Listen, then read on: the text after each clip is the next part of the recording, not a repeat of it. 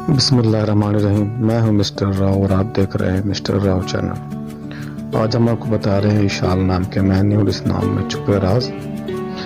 तो उससे पहले अगर अभी तक आपने हमारे चैनल को सब्सक्राइब नहीं किया है तो सब्सक्राइब कर लीजिए और वीडियो को लाइक ज़रूर कीजिए। तो चलें शुरू करते हैं। नाम है इशाल, ESHAL, इशाल।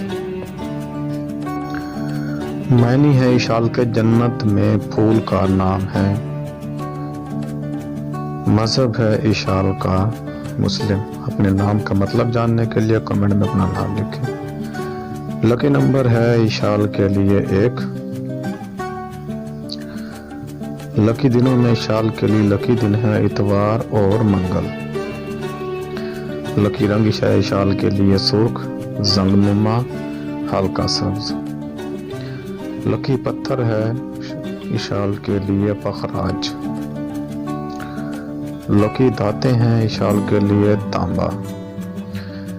अभी तक अगर आपने हमारे चैनल को सब्सक्राइब नहीं किया है तो कर लीजिए ताकि हर न्यू आने वाली वीडियो आपको मिल सके, और लाइक ज़रूर कीजिए।